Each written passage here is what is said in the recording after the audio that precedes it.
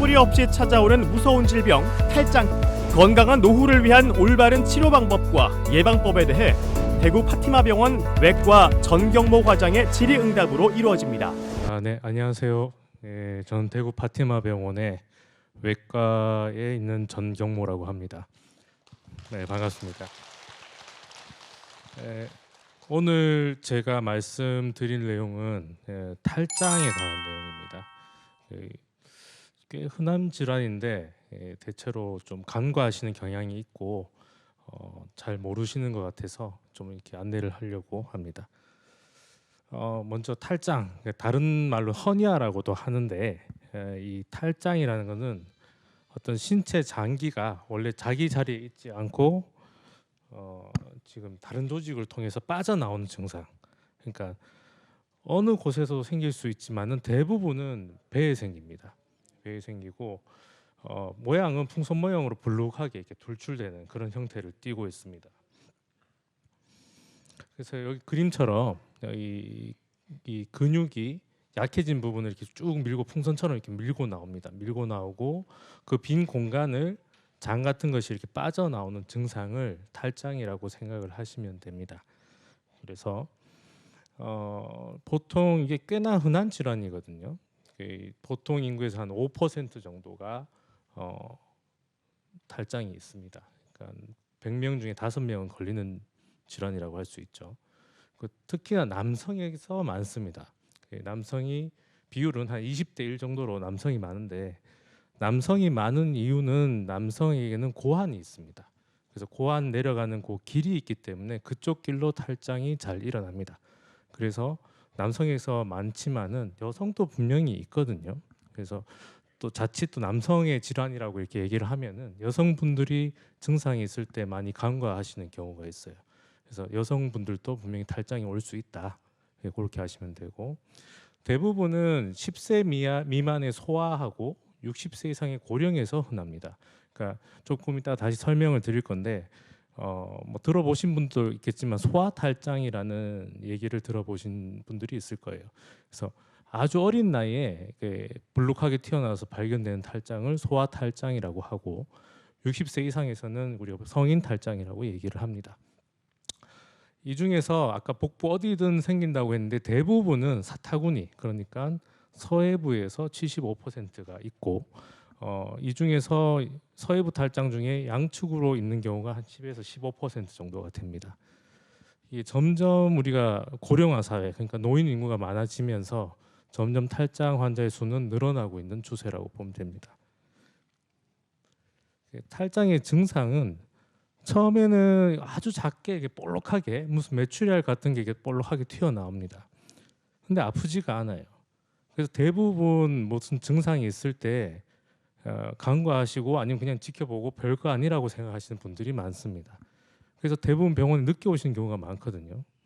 원래의 증상은 이게 작게 조그맣게 튀어나오고 되게 통증은 없습니다. 아무 증상도 없이 그냥 대부분 샤워하시다가 이건 뭐지? 하고 딱 보는, 그렇게 해서 발견되는 경우가 많고 초반에는 이런 내용물들이 나왔다가도 쉽게 그냥 들어가 버립니다. 그러니까 아무것도 아니구나라고 생각을 하는 경우가 많죠. 근데 이게 점점 진행을 하게 되면은 그 크기가 점점 커지게 됩니다. 그 크기가 커지게 되면은 결국에는 이 아까 그림에서 봤던 장들이 끼어가지고 안으로 안 들어가는 사태가 일어나게 돼요. 그런 현상을 감돈이라고 합니다. 감돈 현상이 있게 되면은 결국 장이 끼어서 피가 안 통해서 결국 장이 썩어버리는 그런 응급 상황이 발생하게 됩니다. 사실 이런 경우까지 가게 되면은 결국에는 너무 통증이 있으니까 결국 환자분들은 응급실로 들어오시게 되고 대부분 이게 해결이 되지 않으면은 큰 수술을 해야 돼요. 그러니까 장도 괴사된 장을 잘라내고 또 다음 탈장을 위해서 또 다른 수술을 또 준비해야 되고 수술 2번, 3번 뭐 이렇게 하는 경우까지도 있습니다. 그래서 처음에 증상이 아무렇지도 않으니까 대부분은 그냥 지켜만 보시다가 저런 상황이 되면은 병원에 오시는 경우가 있거든요. 그럼 굉장히 간단하게 끝날 수 있는 부분을 큰 수술을 해도 되는 그런 위험 상황까지 갈 수가 있습니다. 이게 탈장의 증상은 특히나 이제 배에 힘이 들어갔을 경우에 이게 도드라진다고 보시면 됩니다. 그래서 기침을 하거나 복부에 힘을 주는 경우, 그날 따라 뭐 오늘 좀 일을 열심히 했다, 아니면 다른 것들을 뭐 오래 서 있었다, 이런 무리한 것들을 했는 경우, 이런 경우에도 불룩하게 나오고, 이게 누우면 들어가게 됩니다. 그러니까 압력이 없어지면 사라지는 겁니다. 그리고 특별히 덩어리가 만져지지 않는데도 약간 뻐근한 증상이 있을 수도 있고 뭔가 불편한 느낌이 있을 수 있습니다. 아주 드물게는 이런 증상들이 하나도 나타나지 않는데도 장이 끼어버린 경우가 있거든요. 대부분은 이런 증상들 다 동반하고 있고, 지금 증상이 없는 경우는 좀 비만이신 분들, 살이 많다 보니까 불룩하게 튀어나온 거를 미처 모르고 계시다가 이렇게까지 되는 경우가 있습니다. 탈장의 원인은 결국에는 아까 그 약해진 부분으로 어떤 지방도 빠져나갈 수가 있고 장기 같은 것들이 빠져나갈 수가 있습니다. 그래서 이런 복벽부의 복각 내에 압력이 더 올라가고 그 다음에 복벽 자체가 약해져서 탈장이 발생을 하게 됩니다. 그래서 아까 말씀드린 소아 탈장하고 성인 탈장이 있다고 했는데, 소아 탈장은 간단하게 말씀드리면은 가장 흔한 게 사타구니 탈장인데, 남자들의 고환 같은 경우는 배 안에서 생겨요. 처음에 생길 때 배 안에 생겼다가 점점 몸 밖으로 나가게 되는데 그 길이 원래는 사라져야 됩니다. 근데 그 길 따라서 갑자기 볼록하게 나오면 그게 소아 탈장입니다. 네, 그때 어릴 때 막 애들 빡 울다가 배에 힘 주면서 탁 튀어나가지고 발견되는 게 소아 탈장이고 바로 수술을 하죠. 그러니까 후천적인 경우, 그러니까 나이가 들어서 생긴 경우는 대부분은 복각 내의 압력이 증가되는 경우입니다.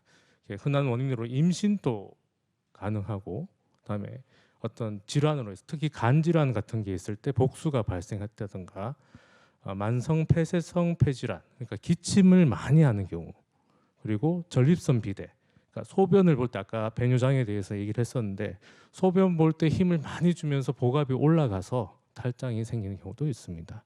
그리고 마찬가지로 비만, 그러니까 복압이 증가되는 거죠.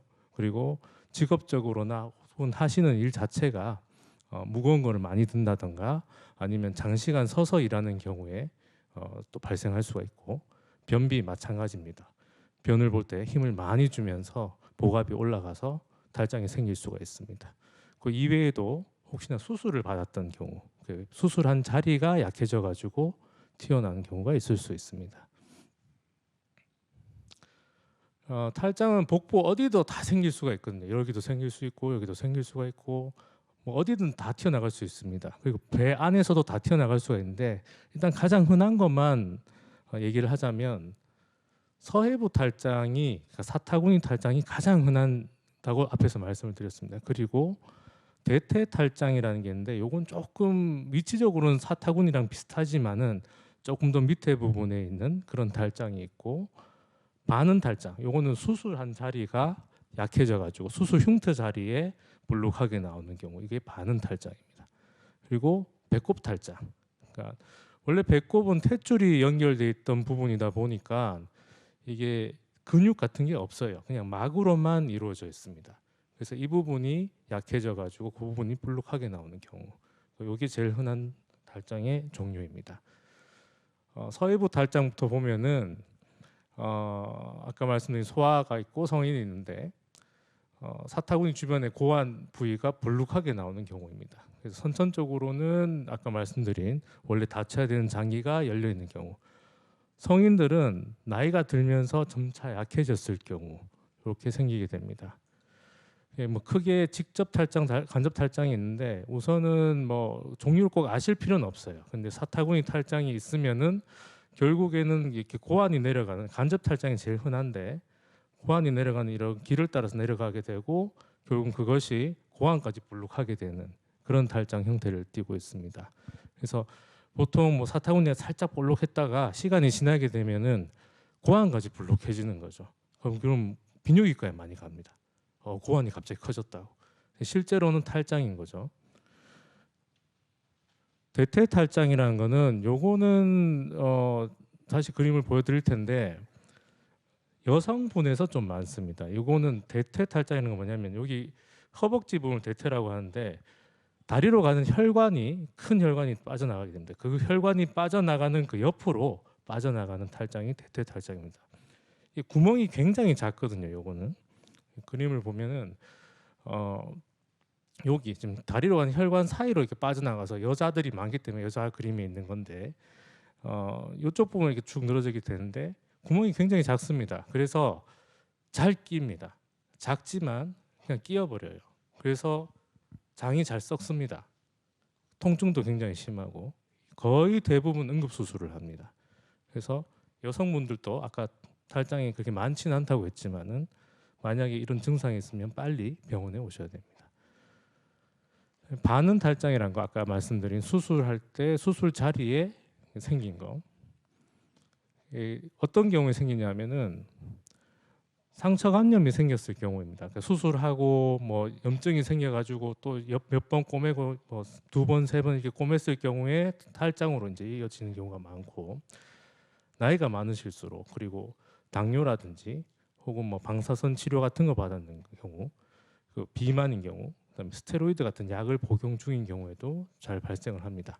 그리고 다른 질환이 있는 경우, 간경화라든지 암이라든지 만성 소모성 질환, 뭐 고혈압, 당뇨 다 포함이 되겠죠.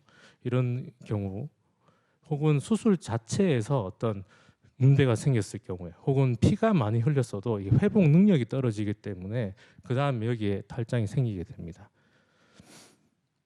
배꼽 탈장이라는 것은 아까 말씀드린 배꼽 부분에서 이게 튀어나가는 건데 뭐 이런 형태를 띠게 되죠. 어떤 경우에 많이 생기냐면은 임산부, 아기 때문에 복압이 많이 올라가서 배꼽만 볼록한 경우가 있습니다. 참외 배꼽처럼 이렇게 볼록하게 나오죠. 경험하신 분들도 있을 거예요. 젊으셨을 때. 근데 요거는 젊었을 때 들어가는 경우도 있습니다. 근데 이게 계속 반복되면 결국에는 배꼽 탈장으로 될 수가 있고 복수가 있는 사람들 그리고 출산 경험이 많은 사람들 이게 반복된 거죠. 튀어나갔다가 들어갔다가 튀어나갔다가 들어갔다가 이렇게 되면서 시간이 많이 흐르게 되니까 결국엔 약해져 가지고 배꼽 탈장이 되는 겁니다. 탈장은 어떻게 진단하냐 하면은 그냥 증상만 봐도 사실은 진단할 수가 있어요. 대부분 볼록하게 나오는 거 그거를 보고 병원에서 이제 저희가 진단을 할 때 진료를 할 때 배에 힘을 줘보라고 한다든지 일어서서 걸어보라고 한다든지 이렇게 하면서 그 볼록한 거를 확인할 수가 있습니다. 대부분은 증상하고 그냥 진찰만 해서도 탈장을 진단할 수 있습니다. 근데 만약에 애매한 경우에는 초음파라든지 CT 같은 걸 찍을 수가 있는데 대부분은 그냥 병원에 오셔가지고 의사가 보면은 탈장을 잘 아는 의사가 보면은 진단을 할 수가 있습니다. 치료는 그 탈장이 생기면은 무조건 수술을 해야 됩니다. 약으로 치료되는 게 아니에요. 이게 앞에서 성인 탈장을 얘기했을 때 약해진 부위가 생긴다라고 했는데 조금 이따가 치료 부분을 조금 더 다시 말씀드릴 텐데 한마디로 그냥 수술하는 병입니다. 아주 응급은 아니지만 결국 아까 장처럼 끼게 되면은 응급이 되지만 항상 끼이는 건 아니니까 그렇게 끼기 전에 미리 수술을 해야 되는 거죠. 그래서 응급 수술은 아니지만 그런 장이 끼어서 감돈돼서 괴사가 있기 전에 빨리 수술해야 되는 질환입니다. 어떤 경우가는 저희가 이제 수술을 권하지 않는 경우가 있는데 이건 사실은 선택인 겁니다. 이게 뭐냐면은 나이가 아주 많으셔가지고 이제 거동도 많이 불편하시고 그런 경우에는 수술을 하지 말자고 하기도 해요. 왜냐하면 수술 자체가 지금 환자 그 상태보다 더 위험할 수 있기 때문에 그런 경우에는 수술을 권하지 않습니다. 하지만 조금이라도 활동을 하시고 하는 분들은 언제든지 이게 더 커질 수가 있고 장이 끼일 수 있는 위험이 있기 때문에 수술을 권하게 됩니다. 특히나 아까 이제 여러 가지 원인이 있다고 했는데 만성 기침이라든지 그러니까 천식 같은 게 있다든지 아니면 변비 그리고 아까 배뇨 장애 같은 것들이 있고 이런 경우에는 이것들을 먼저 교정을 하고 수술을 권유하기도 합니다. 기본적으로는 탈장 수술은 아까 볼록하게 튀어나온 거 집어넣어주고 그 볼록한 부분 더 안 나오게 막아주는 게 간단하게 얘기하면 그런 수술입니다. 보시면은 이게 여기 우리 몸의 골반인데 뼈 부분을 보면은 여기가 이렇게 비어 있어요. 이게 뭐냐 하면은 여기 보면은 정관이 이렇게 나가는 길도 있고 다리로 가는 큰 혈관들도 빠져나가고 신경도 빠져나가고 다 이쪽으로 빠져나갑니다. 그래서 하나의 큰 구멍으로 되어 있는데 이 부분은 근육이 없습니다. 근육이 없고 막으로만 덮여 있는데 이 부분이 결국 약해져 가지고 이쪽으로 빠져나가게 되는 거죠. 그게 탈장입니다. 그러니까 약으로 치료해서도 안 되고 운동을 한다고 해서 근육이 없으니까 운동으로 보강이 되지가 않습니다. 그러니까 수술을 해야 되는 질환이죠. 앞에서 이제 수술은 그럼 어떻게 하는 거냐? 요 부분 지금 구멍으로 되어 있는 요 부분이 가장 취약 지점이니까 요 부분을 막아주는 그런 수술을 하게 됩니다. 사실은 탈장 수술은 방법이 굉장히 많습니다. 뭐 이 병원에서 이렇게 수술하고 저 병원에서 저렇게 수술하고 굉장히 다양하게 많고 짧은 기간에 다양한 방법들이 발전돼 왔습니다.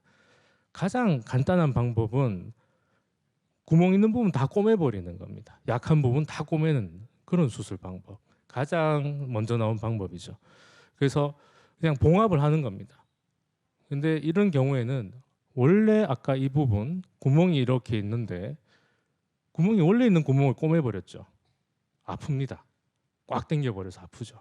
그래서 아프고 그다음에 이 넓은 부위 자체를 다 이렇게 덮어줄 수가 없습니다. 그냥 막 구멍만 일단 튀어나온 구멍만 꼬매기 때문에 재발의 가능성이 상당히 높은 편입니다. 그래서 수술이 어떻게 발전되었냐 하면 인공막을 이용해 가지고 복벽을 막아주는 그런 수술을 지금 하고 있습니다.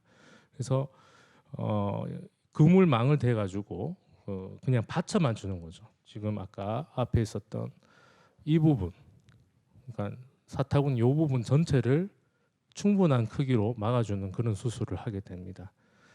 이게 지금 현재까지 나온 수술 중에 가장 골드 스탠다드 기준이 된 수술입니다.